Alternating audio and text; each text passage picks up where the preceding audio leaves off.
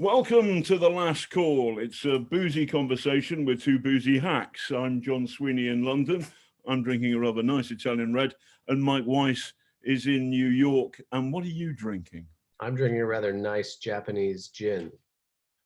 It's the same company. I think it's Suntory Time, you know, the whiskey company from Lost in Translation. They make a very nice and very inexpensive gin, which I find all of the juniper blossoms in a way that it doesn't with Bombay Sapphire and other varietals. So I'm quite happy with this discovery, which I should say I made in the interregnum of our podcast, which has now been defunct for several months because you fucked off and you decided that you had better financial prospects elsewhere. I didn't. And I was thus deprived of a therapy session, a badly needed weekly therapy session with someone who almost shares my exact worldview, but not quite. Yes, I had to do that strange thing of earning some money, which is very unfashionable in these parts in Britain. But I actually I thought that we should have done a couple of shows, but I've been frantically busy. But the moment, fingers crossed, of truth is coming upon us, and that's why it's important to do this thing. By the way, it's roughly we should work out our timing here. We're going to talk till for half an hour, roughly. Is that right? So we'll stop at in 30 minutes time. So my bet has become more interesting, Mike. You know, remember for our three listeners that I bet in March I put 500 quid on Joe Biden to win. There is news in the Sweeney household in that my son and his lovely Mrs. Lou, they got married the other day. The reason they got married. Mabruk, Alf Mabruk. That's Yiddish for something? No, that's Arabic for. Oh, right. Sort of, but not quite. Yeah. To get you stabbed in certain parts of the world, confusing those two. But, all right, I'll accept it. I've got I once heroically confused the Chechens, the Chetniks, with the. Anyway, I was with a bunch of Chechens. You were going to say the Chechens, weren't you? Yeah. That's a bad fuck, my friend. I had this wine it's really lovely, and it's hitting me already. Anyway, I was in the former Yugoslavia. Yugoslavia was falling apart, and we were in a village in far eastern Croatia, as it became, which actually was sort of. It was in the area where they were fighting. It was close to Vukovar, and they were fighting the Serb-led Yugoslav People's Army very hard. And I said, these Chechens are real bastards.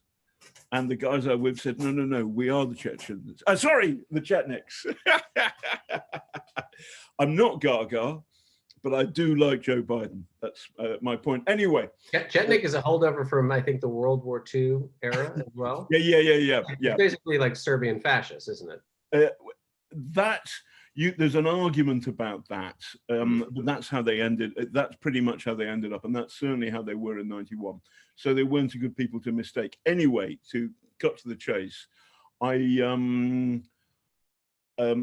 the reason my son and his girlfriend got married is because she is heavily pregnant. We know what they did during lockdown, and so I'm going to become a grandfather in January. Hooray! Oh, Mazel Tov!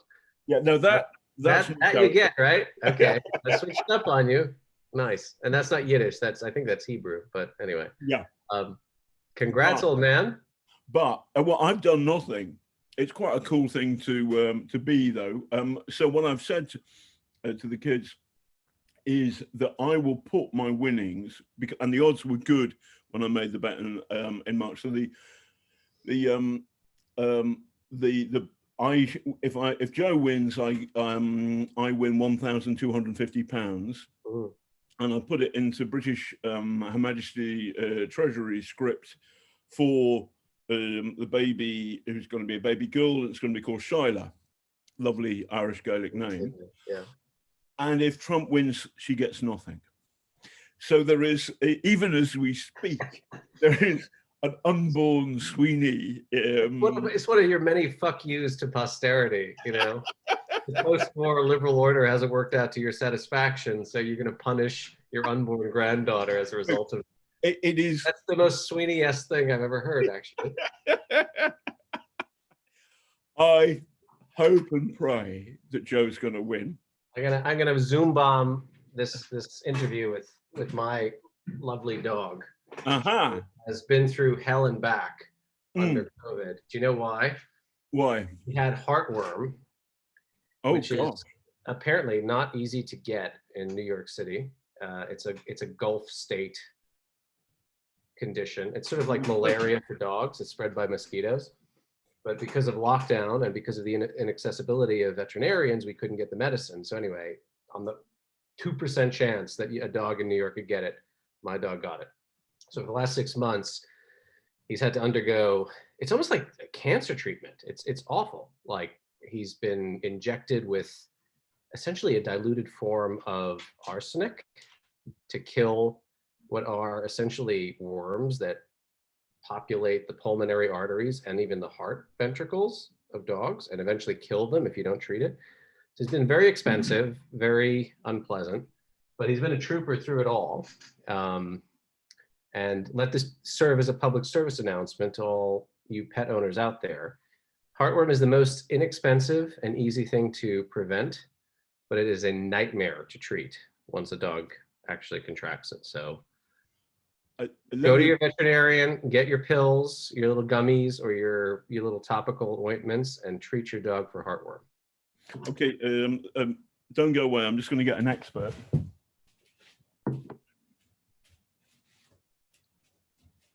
I can see how this half hour is going to go, talking about the state of the election. So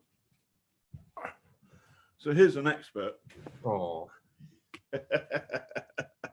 Hey, Bertie. His name? Bertie. He's named after Albert Einstein because he's very clever. You've heard of the God particle. This is the dog particle. Bertie, we worried about heartworm? No, because it's too cold at the moment. Well, anyway, it's too cold. No. See, okay, right there, you just stepped in a pile of your own ignorant shit because weather has absolutely nothing to do with contracting heartworm. Okay, it can be the bitterest cold of winter, and a dog can still get bit by a mosquito carrying the larvae, and he can still get heartworm. So treat your dog. Okay, all right then. That's a public service announcement. Yeah. So come on, let's talk about the election. Yeah, all right, go on. So Shida Sweeney, yet to be born. Fingers crossed, everything's going to be good. Is she going to win that money, or is she going to be? Yeah, I think she. I look. Okay. I am the most confident I have been since the beginning of the. As you know, I think we started this. Technically, we're still in the primary season, and then Joe kind of sealed up the nomination. It was April. Very tentative. Yeah. I'm more confident today than I have ever been that he will pull it out, or pull it off rather. Put it down to something else, mate. Well, if you log onto Twitter, I mean, that's also a consideration now. Jesus Christ, the stuff I'm seeing this time around. I mean, it truly is the sort of Marxian, aphorism about first time as modifying Hegel, of course, first time as tragedy, then as farce. 2016 has been replayed now. And now all that they've got, all that the Trumpians have got is they tried Joe Biden sexually assaulted a staffer in his office in the Senate, 20 years ago in the halls of the Senate. And this had been an escalation of an earlier claim that he was just a bit handsy and inappropriate. Now it's literally, I'm not making this up, it's Hunter Biden, his son, who by all accounts is, not the most accomplished or well put together human being on the planet, but that this guy is actually a pedophile. And this is what they're trying to stand up now. This is the new Pizzagate conspiracy theory. So actually, I think pull it out. It's a bit of a Freudian slip on my part. I mean, truly, I can no longer keep track of the levels of insanity, the levels of imaginative sort of disequilibrium that occupy the heads of, we're not even talking the alt-right, mate, anymore. These are formerly mainstream conservative pundits who have kind of trended in an alt-right trajectory. Some of them I used to know, some of them, Christ, I used to respect. And now it's, there's a coup against the president. There's a deep state conspiracy. The Hunter Biden emails prove that Joe Biden was engaged in some kind of payola or nepotistic scheme to enrich himself and his son, all blah, blah, blah, blah. And, yes, I agree that Twitter shutting down the New York Post sort of faux scoop was an own goal, because all it did was sort of exacerbate or kind of encourage the conservative culture conf argument that frankly, that's all they've got left. Like that's the only thing that can deliver Trump a second term. He's failed on the pandemic. And as a result of that, the economy is in tatters. His foreign policy achievements, the normalization deals with 3 Arab or 3 Muslim majority countries and Israel, none of that has really penetrated. This is a guy who under normal circumstances would be polling in the 20s or the 30s, but he still hangs on because he has managed to essentially instrumentalize the mainstream American hatred of the press and of the so-called elites, right? And he's done it in both, sometimes in a clever way, but mostly in a crude way. But my fear, and so here's the thing, and this comes back to the original question. My fear is there are more people who agree with that critique and are terrified by it, who are kind of closeted or covert Trump supporters who don't give their name or don't give their true opinion to the pollsters. And so therefore, our perception right now is a bit skewed. Now, I would like to believe that's not the case, and I'm hoping it's not the case. But after the last go round, I can't be sure. And I don't think anybody who claims that they are sure is telling the truth or acting in good faith, I'm on behalf of my my granddaughter to be, I'm an optimist. And because she's definitely an optimist. But I feel that the entire mood of the world is different in 2020 than 2016. Yeah, that's true. Was a terrible year for the world, and there was this terrifying sense that many good people, who I don't agree with, but I could smell their fear. They were worried about Muslims from Syria and other countries coming on the back of them, coming to Europe, and we were seeing all these pictures and knowing the story better, having been to Syria but a long time ago. Nevertheless, I could see actually what was really at play, which was that the West had failed to stand up to Assad. Assad found himself a lovely backer in Vladimir Putin, and the two of them made merry hell. All of that skewed politics across the democracies. In Britain, we had Brexit. In the States, you had Trump. Both turned out to be a disaster. The virus, it's a terrifying thing. And I took the tube the other day. It was raining and I had to get to a business appointment in a way that I was doing the audio book for The Useful Idiot in North London, but I had to take the tube. It's so depressing, just the atmosphere in the tube, because there are days when you can actually have quite a fun tube journey, people watching all that. Anyway, never mind this. Everything has changed. Society is important. Looking after people who are the salt of the earth, the people who work for the NHS, the people who deliver your Amazon stuff at pathetic pay. These people are now heroes in our view. And Trump has completely missed that.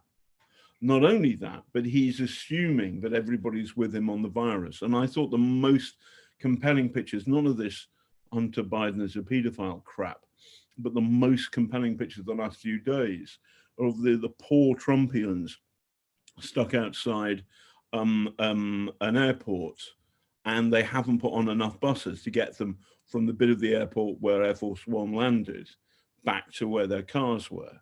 And so there are people who are going to hospital who are not very fit because of Trump's disorganization.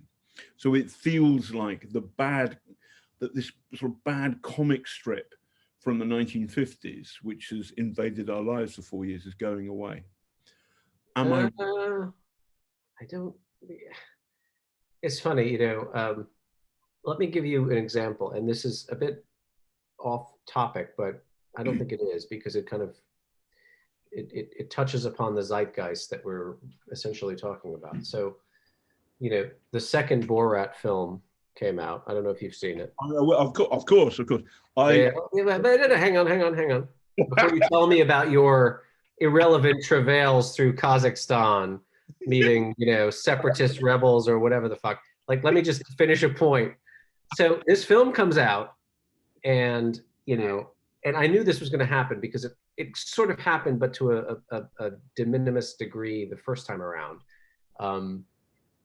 Criticisms of Sacha Baron Cohen for being racist and essentializing essential Asian people and blah, blah, blah. Okay, fine. I expected all that. What I did not expect, and I find very, very both fascinating and alarming, is, you know, there were pieces written, such as by my friend Edward Lucas, I think in the Times of London, saying this is why Borat isn't funny. And look, you know, the Kazakh regime, the Nazarbayev regime, is going to react as furiously this time around as they did in, I think, 2006 when the first film came out. And then I open up a New York Times article about how actually this time around, Kazakhstan has embraced the Borat spoofing, that has embraced the satire, and are running Ministry of Tourism campaigns saying, and I quote, "Kazakhstan, very nice." And so this to me, I mean, you know, you and I, like, we both study and we've reported on, and we're fascinated by Russia. This to me represents actually something quite dangerous, and something we've seen in the Putin regime, particularly as masterminded or kind of conceptualized by Vladislav Surkov, right? Who is essentially a postmodern theorist turned into a gray cardinal or propagandist in chief, or ideologist in chief, I guess is the better term. Anyway, he's a machiavelli with snow on his boots. He is, but he has taken the sort of playfulness, the tricksiness of 21st century European philosophy, actually late 20th century European philosophy, but more manifest in the 21st century. And he's going to turn it on its ear. And he said, like, okay, yeah, we're a dictatorship, wink and nudge, but then again, we don't take ourselves too seriously. We can have a bit of a laugh, unlike high Stalinism, where, you know, it's a 25-year sentence for dragging a bust of Generalissimus on the ground to put in your home to honor him, as Solzhenitsyn points out in Gulag Archipelago. This is something different. This is something much more perilous, because it's going to appeal to people with a sense of humor. I mean, the great thing, the great danger, or the great pitfall, I suppose, of totalitarianism, the contradiction that ended up collapsing it, apart from the economy, apart from the lack of civil liberties and human rights and personal freedoms, was it fundamentally just was a non-humorous mode of political economy. You couldn't crack a joke, right? I mean, Milan Kundera literally named one of his novels The Joke. And the joke in that novel was "Long live Trotsky," and it winds up getting a check thrown into the Czechoslovakian version of the Gulag. Putin can take a joke. Now Nazarbayev can take a joke, and Nazarbayev can sort of, it's almost like the, what do you call it?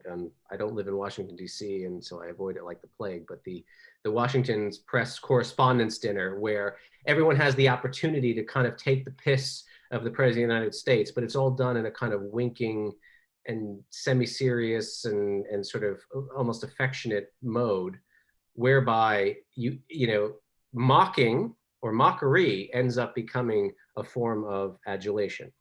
So this actually worries me more than anything. And so the one thing I will say that encourages me about Trump, and it's what I hope to be its decline and fall, is it has no sense of humor about itself, right? It So cannot own the satire against it. It gets actually really rattled. I was talking, we were talking about Borat 2. I had a dinner party the other day, and I set out this. Ed Lucas is a great bloke, and he's a friend of mine, but I think he's wrong.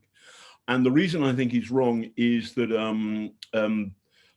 there are lots of complicated. Okay, so the main reason is there's a wonderful psychiatrist called Professor Robert J. Lifton, who treated American GIs who'd been brainwashed by the Chinese communists, had been caught in the Korean War. And Lifton's job was to reverse the brainwashing. And he wrote a book called Thought Reform or Brainwashing. I think that's the title. And he saw this was totalitarianism, and he saw how totalitarianism could bleed in, it could be take hold of a nation state, or it could exist inside a cult. And the thing that totalitarians hate is mockery and humor. Right. Now, I think that you're overreacting in that what's happened is somebody a bit smart inside Kazakhstan has said, we're going to get fucked anyway, so let's roll with this. But the essential truth of Lifton's insight is that totalitarians, authoritarians don't like a sense of humor, don't have a sense of humor, don't like mockery. That's fundamentally true. It's completely true of Trump. One of the things that's different is in 2016, Trump was funny against Hillary. He was amusing, and you could actually be not a Trumpian and get that get the fact that the way he was digging Hillary was funny. At this time, I've never seen him do anything remotely amusing or funny where I thought, oh, well, fair on you. You've got that. Some of the stuff, look, Trump is not, I mean, he is an aspirational authoritarian. He hasn't quite even got to that level. He's not really a totalitarian. No. And what worries me though, but this is for me the object lesson. You look at these regimes that have been around forever. There has been no transfer of power, peaceful or otherwise. And what they have learned to do and do quite well is to hire Western educated. I mean, in the case of the Nazarbayev government, according to the New York Times, I think it was a Kazakh, an ethnic Kazakh who had lived and studied in America, gone to NYU. I'm sure he was reading, Derrida and Foucault, and sort of goes back to the country and becomes a part of the Ministry of Tourism and says, hey, if we just lean into the mockery, if we lean into the derisiveness, that's going to win us more points than if we just rail against and threaten lawsuits and all the rest of it. And that to me is a crucial insight, a very smart one. B, extremely dangerous, because it means that all of a sudden you're going to slowly but surely kind of inure people to the idea that, well, these kleptocratic dictatorships that abound all over the world, particularly in the post-Soviet sphere, they're not so bad. I mean, they're funny, they make us laugh. They have a sense of humor. You're quite right, though. Trump, he's had 4 years, and because of, and I always said this, the kind of endurance and I suppose inviolability of American institutions, he's been so frustrated every turn. He simply could not get his way.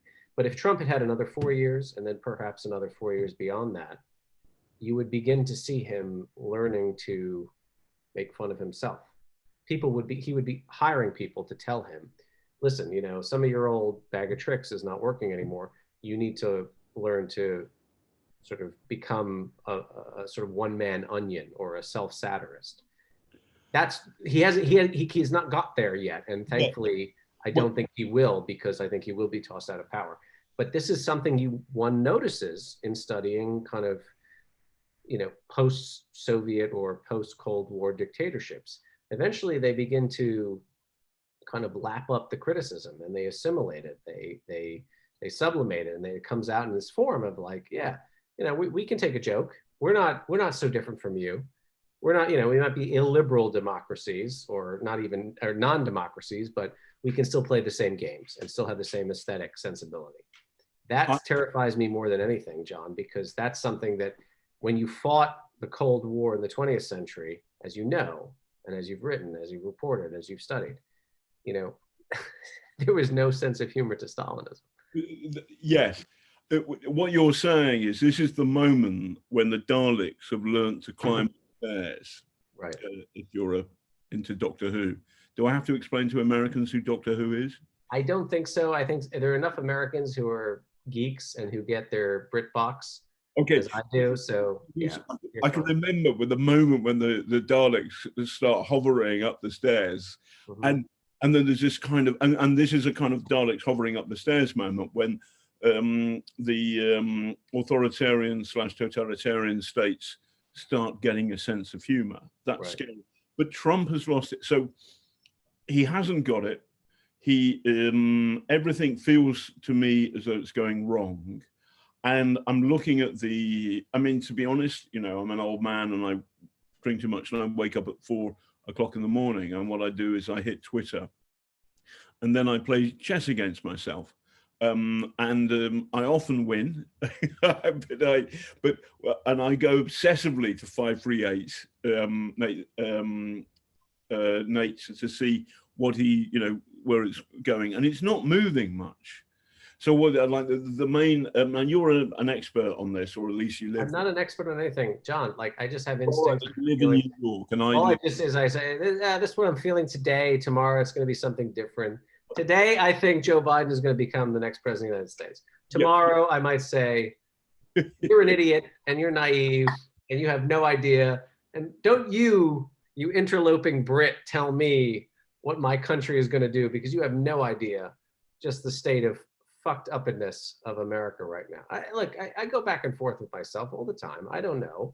But yes, the polling has remained steady. It's remained fairly reassuring, but I still, could Trump pull Florida? Could he pull Michigan? Could he? I mean, Wisconsin seems to be overwhelmingly pro-Biden. But again, even that, this is the thing. The enemy, and this is the sign that we are not living in perhaps the most functioning or intellectually hygienic democratic society. The enemy has colonized my mind, right? Like I wake up and I think, fake news media, I'm being lied to, I'm being deceived. I don't believe what I can read in the New York Times and the Washington Post. And even in places where I know like they're more hitting the nail on the head, I still doubt myself. I still wonder, I could be just gaslighting myself. So, and that's after 4 years of this shit, right? Imagine what another 4 years would do. No, it is. I mean, I'm fascinated and obsessed with Weimar Germany, and we were talking about a couple of mates of mine in a pub last night. We were talking about, it was a great joke by Peter Cook, where he sets up the 100 Club, which becomes the engine room for the satire boom in the 60s, which led to That Was the Week That Was, and then and Private Eye, and then ultimately Monty Python. And these are great comic steam engines of great jokes and great satire. And he said, I'm setting this club up because I think of Weimar Germany, and I just think it never had enough satire. Now, obviously, what happened was that the Nazis came along and killed the jokes. That's what happened, folks. So I can see an alternative reality in which Donald Trump wins, and that is terrifying, because something like the United States will get darker and darker, the corruption will get worse and worse. The mind fuck how the enemy has taken over people's minds, that gets more and more grim. I can see that alternative reality, but I resist it, and I resist it because the virus means that people have had a reality check on Trump's record, and they can actually test their own life experiences of lives lost. They've got friends and relatives who've died against what Trump's rhetoric, and it's and being decent and thinking about the science and respecting scientific opinion is a virtue, which is now political. There's a political urgency to it, so that I think that Trumpianism and all of that is being called out by cold hard facts, which people can see in their own lives.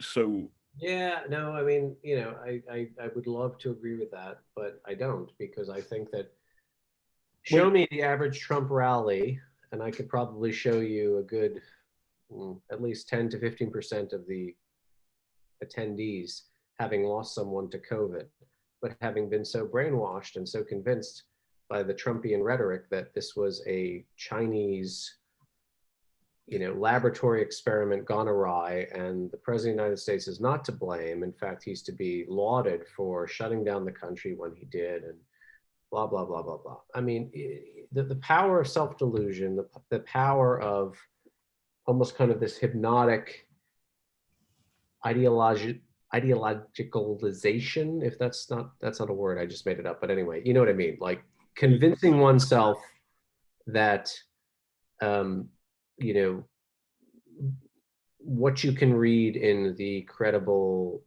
empiricist press is just as false or just as complicated or just as quote unquote true as what you can read on a fringe blog or on Twitter or see in the president's own Twitter feed. I mean, that is a very compelling, persuasive narrative. And look, again, let me caveat this for those just joining us, the 3 listeners who piped in just now. I don't think Trump will win again. I just don't. I have a gut feeling he's going to lose. However, if he does manage to succeed, it will be because we continue to underestimate the extent to which the American electorate has essentially taken its soma. It's taken its kind of, you know, pill of self-delusion, and it wants to believe something so badly that that desire, that Jones, has become reified. It's become the reality for them. And you see this all the time. I mean, look, I lived in Michigan for about 3 or 4 weeks at the height of lockdown. When I was going on social media and listening to Michiganders complain about not being able to go to the hair salon, not being able to get essential goods and do all these things. It's like, all right, hair salon notwithstanding, I was going from my in-laws' house in West Bloomfield to the grocery store, to the gas station, to the tobacconist, to the liquor store. There was no essential item that I required that I was not able to get. But the narrative I was being told on local and then national television was the opposite. It's, we can't do this, we can't do that. This is like, you know, living under Stasi rule in East Germany. And you know, my own experience is a complete disconnect from the version of reality mouthed by people who lived only 2 or 3 miles away from me. That's what's worrying me. Like, you know. No, I get that, but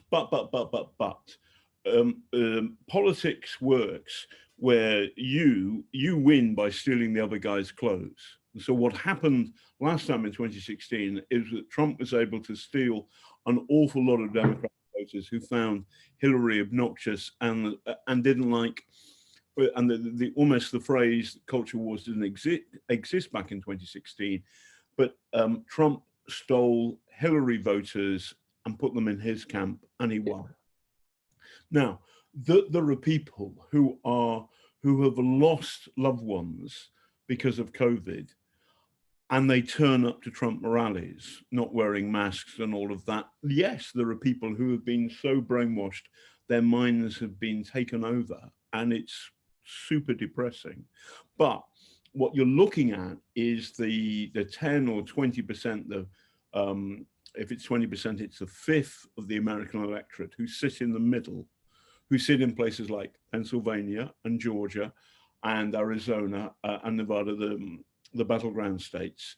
And those are people who actually believe in small government, who are constitutional conservatives, but they're worried about Trump and that Joe is not a negative in the way that Hillary was. And that Joe will, I mean, like, I can't see Joe running for 8 years. Maybe he does, but he'll be a Franco. I mean, if you can't remember who he's running against now, then you see, you try to do my country a favor and you compare Joe Biden to the fucking Spanish dictator. I mean, like, that's just log off now. No, I'm finish your bottle and that's it. Actually, I know what you're saying, and look, I agree. Look, I fundamentally agree with you. If I had to put money on it, in fact, I would put maybe not 500 quid, but I'd put 100 quid on Joe Biden winning the election. However, I continue to be impressed, and I use that word pejoratively. I continue to be amazed by the fact that all evidence to the contrary, there are still so many people, and people who have lost, people who have substantively suffered in the last 8 months, who continue to believe, when the president sings from his hymn sheet of bullshit, they buy it. They think he's correct. They think that there is a vast conspiracy ranged against him, and that he has been made a scapegoat for this Chinese military weapon that's been unleashed on the world, or whatever it is. I mean, QAnon, John, for the longest time, like, this thing has been around for a long time. I refused to look up what it meant. And then I'm driving in my car, going to get a cup of coffee after dropping Julie off to school. And I'm listening to, not even tuned to NPR, because I'm not that much of a fucking caricature of a New Yorker, but just it came on my iTunes.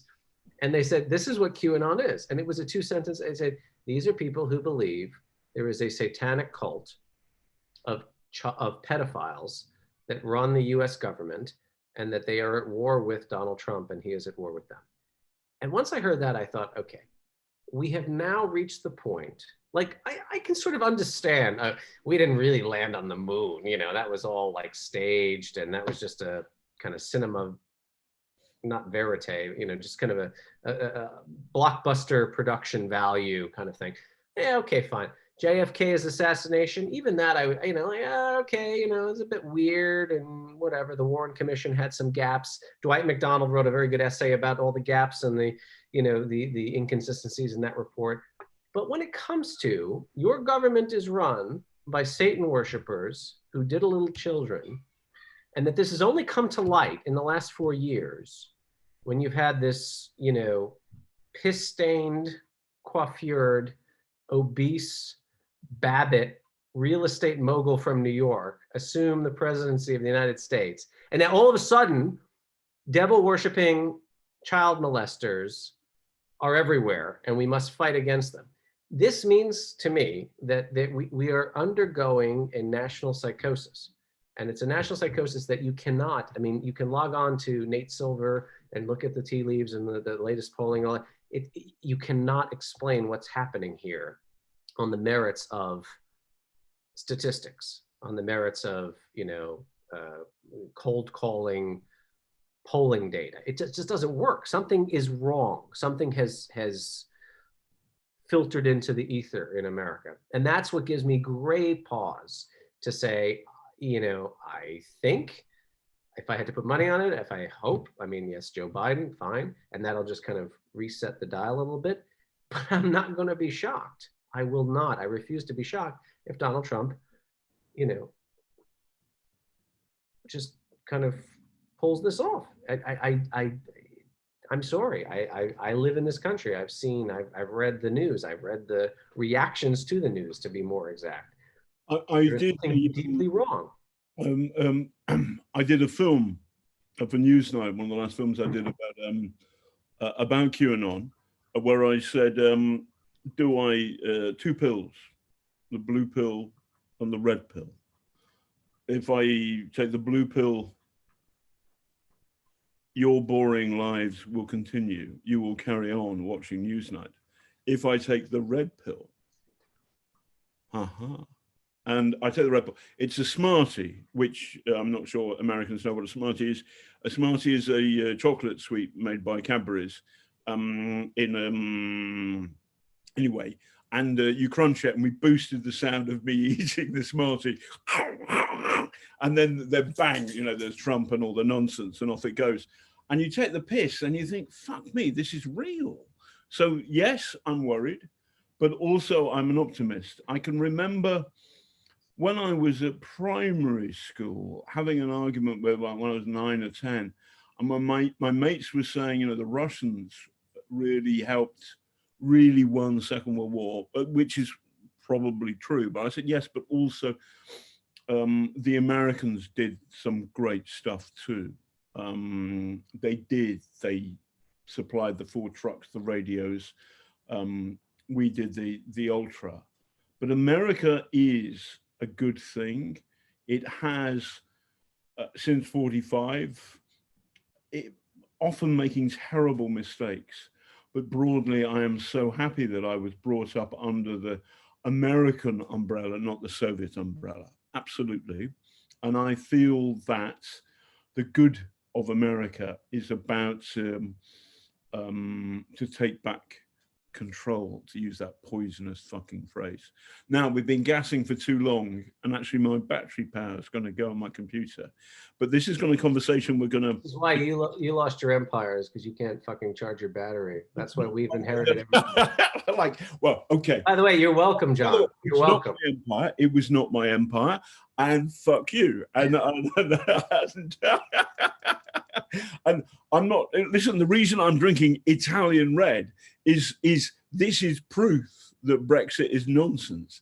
You cannot condemn. You cannot say fuck off to the European Union, and savor Italian red wine in the way I do, because this is part of my soul, and it's wonderful and good. It's good for you.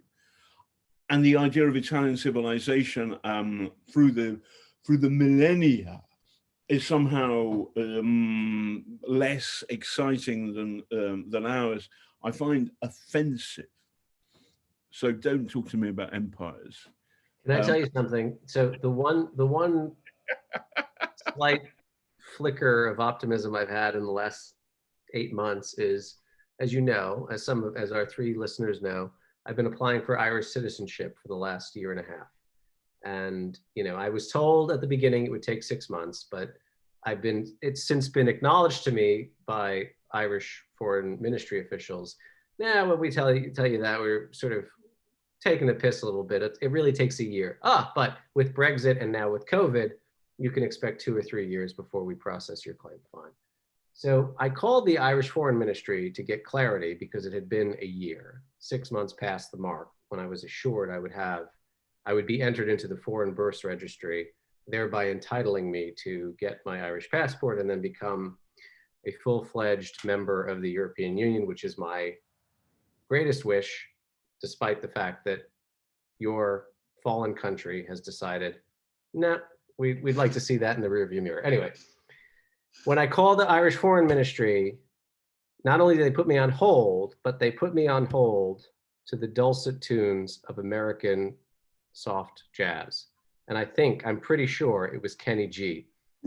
So when I heard that, at first I was really gravely dispirited, but then I realized, you know what? As bad as America can be, as fucked and as kind of authoritarian creeping as it may get, you know, the rest of the world still kind of likes the cut of our jib, and we're not going anywhere.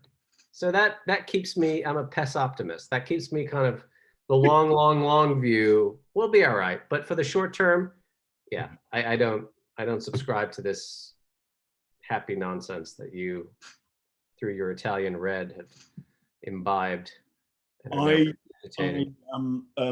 Right, so let's close this now. You've been listening to The Last Call with Michael Weiss in New York. He's a pest optimist, or perhaps a piss optimist with his... Piss optimist is better. That's good. Yeah. I'll I'm probably get my Irish citizenship a lot faster if you keep calling me that on the air. So there you go. We'll talk about Irish citizenship and stuff, and Joe Biden's Irishness, which may cause the Trumpians who currently govern the United Kingdom some unease if Joe wins tomorrow. You've been listening to The Last Call. Good night.